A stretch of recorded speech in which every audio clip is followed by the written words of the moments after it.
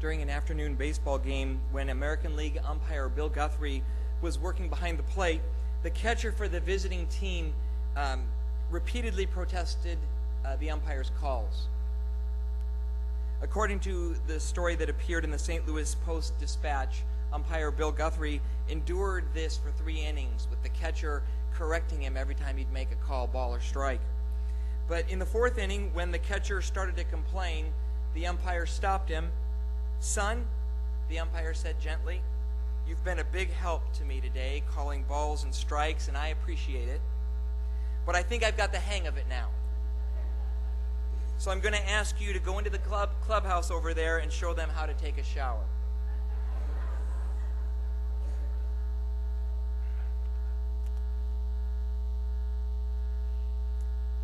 In the passage for this morning in Job, Job had also been complaining about the calls that he didn't think were fair in life, the calls he was getting. Job suffered greatly, and he looked at that and we looked at that suffering last week. We looked at it in detail. And over the last 30 chapters of Job, Job had been complaining to God and asking him, "Why did you do this to me? Why did you let this happen?" For 30 long chapters, Job kept calling out to God, asking why. But in this case, Job was facing an umpire whose name was God.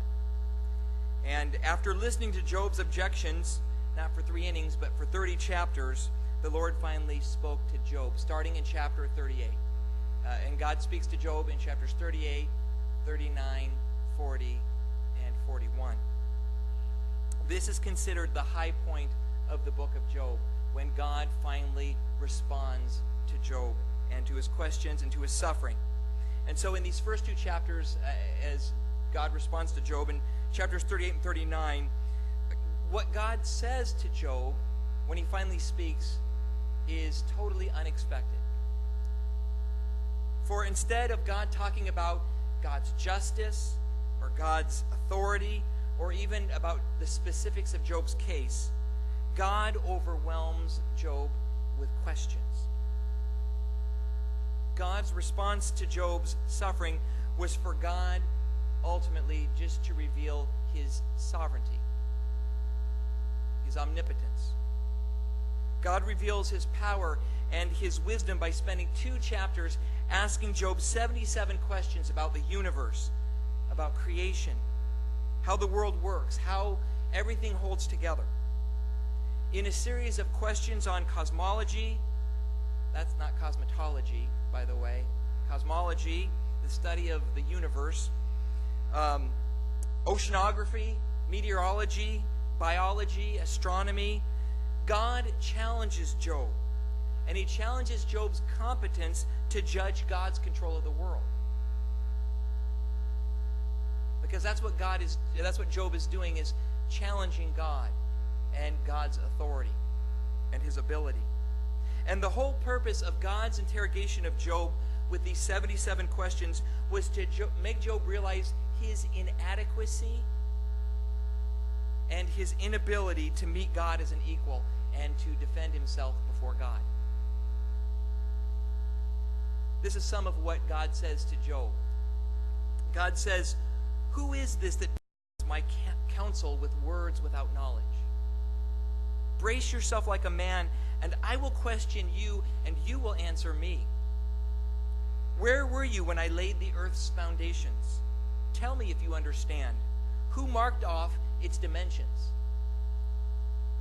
Have you ever given orders to the morning or shown the dawn its place? Have the gates of death been shown to you? Do you send lightning bolts on their way? Do they report to you, 'Here we are'? Who provides food for the raven when its young cry out to God and wander for lack of food? Do you give the horse his strength or clothe his neck with a flowing mane? Does the hawk take flight by your wisdom and spread his wings toward the south? Does the eagle soar at your command and build his nest on high? Can you capture the behemoth or trap him and pierce his nose? Can you pull in the Leviathan with a fishhook or tie down his tongue with a rope.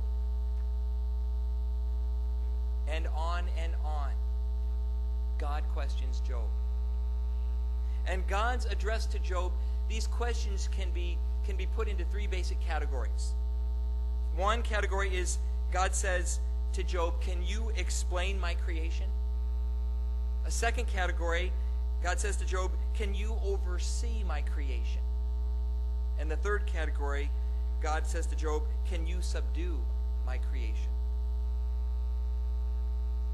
These questions go on, and they are primarily in chapters 38 and 39, but also in 40 and 41. God continues to ask Job these questions. And in asking these unanswerable questions, God is revealing his sovereign power over the universe and over human beings, and especially our frailty in being able to judge God. The point God was making is that no one can demand, as Job had been doing for 30 chapters, no one can demand to meet God on equal terms. God and man simply are not equal. God is God, and we as human beings are just dust. Do you remember Biosphere II? You have to be somebody who was around at least in 91 or so. Biosphere II was our attempt to create our own little world, our own little universe. And what happened with Biosphere II was what we did was we tried to create an isolated living environment in the desert of Arizona where we would supply all of the factors needed for sustaining human life. It was really to be a little Earth. We provided the soil, the air, the water, the plants, the animals. Now, we didn't make those things, but we put them under a dome and closed it off and sealed it. Well, despite an investment of over $200 million from 1984 to 1991, and despite a multi-million-dollar operating budget and almost unlimited technological support and heroic effort, Biosphere II proved it was impossible for us to sustain 8 human beings with adequate food and water and air for 2 years. We couldn't do it. Just a little over 1 year into the experiment, oxygen levels had fallen to the point where oxygen had to be pumped into Biosphere II. 19 out of the 25 animals in Biosphere II became extinct. 19 out of the 25 in just a little over a year. All of the species that could pollinate the plants became extinct. Biosphere II was such a failure that we couldn't even keep insects alive. And you know how hard it is to kill insects. Water and air pollution rose to dangerous levels, and the temperatures couldn't be controlled within Biosphere II. It was just a total failure. And isn't that interesting? With all of our wisdom, with all of our intelligence, with all of our technology, and sometimes we think we're so smart and so proud, we couldn't make Biosphere II work for even a year. And yet God not only makes the universe work, he not only makes the world work, but he didn't have to borrow dirt and oil and oxygen from someone else. He created it all himself, and he sustains it all himself. And so in Job chapter 38, God speaks to Job. And surprisingly, God doesn't answer any of Job's specific questions about why he's suffering. Because for God, those questions were not the heart of the issue. Instead, God used Job's ignorance of the earth's natural order to reveal Job's ignorance of God's moral order. If Job did not understand the workings of God's physical creation, how could he possibly understand the mind of God, the character of God, the actions of God? Again, in Job chapter 38, starting at verse 31,